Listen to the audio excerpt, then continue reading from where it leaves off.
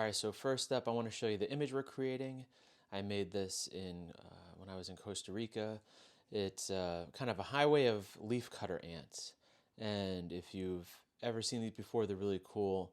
They make little highways in the forest floor. And I wanted to kind of capture that using this technique using layers.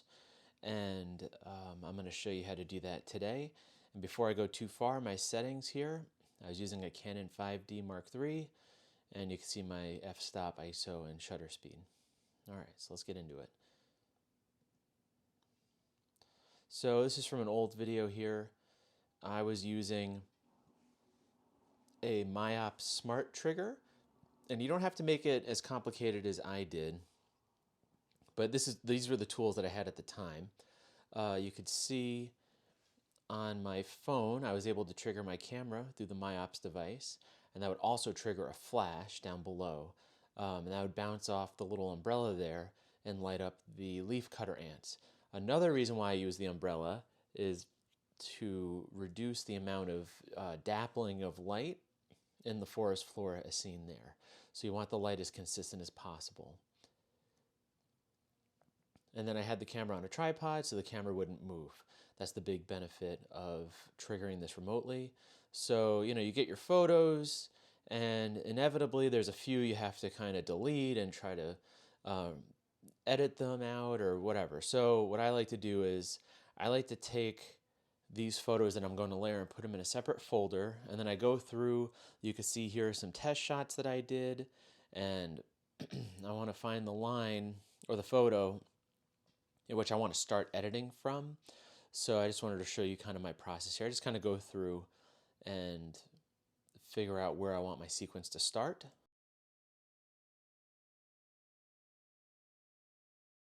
All right, once you got that figured out, you can go to Photoshop, and then I'm going to show you how to import these photos as layers.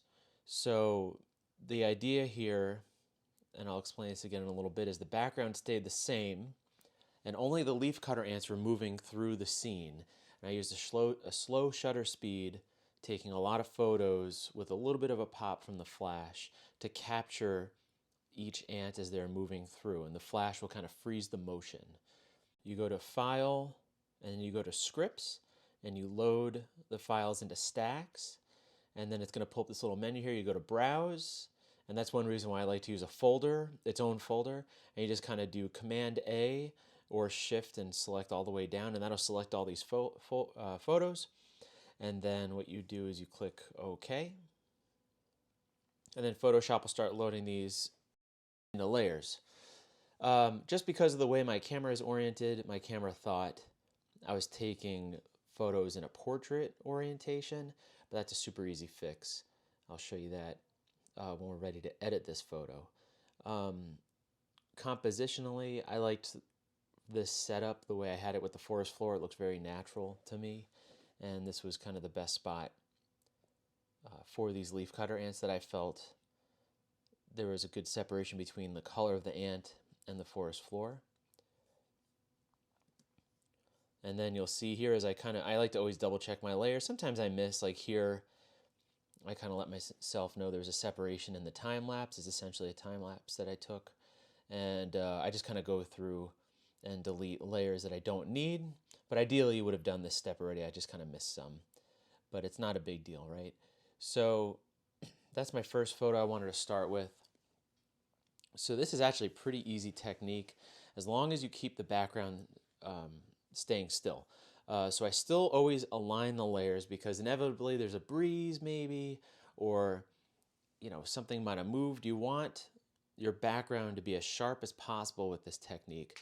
So this auto align layers will help align all the layers one on top of another, so you really do get the sharpest background possible. And then you saw me go through here. You go to the overlay mode, and for this technique, kind of like star trails, you go to lighten, and this is what it produces here. So I like that. I don't feel like I need to change anything. So then what I'm going to do is go to layer and merge visible, and that's going to combine all the layers to create a photo here. And this is what I was talking about with the align layers. You kind of double check the background. That's pretty sharp to me.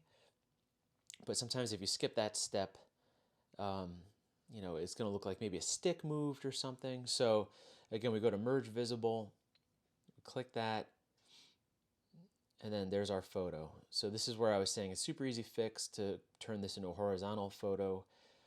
You can go clockwise or counterclockwise, just whatever kind of artistically you think it needs. And I kind of like this leading line here, so to speak, of these ants going across the frame. So I like that a lot. From here, it's really just stylistic. I try to tone down some of the distracting highlights in the image.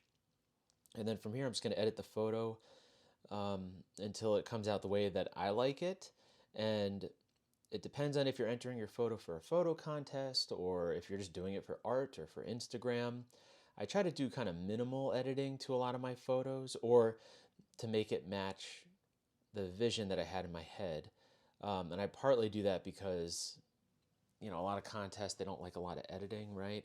But I'm just kind of bringing out some contrast here. I personally like a little vignette in some of my photos, so I kind of like to see what it looks like when there's too much, and I just like to add a little bit for this one. And then we go through just adding a little detail and sharpening of the photos. So I'm happy with the way it came out. Let me know what you thought about this in the comments. Don't forget to like and subscribe. And I hope you enjoyed this tutorial.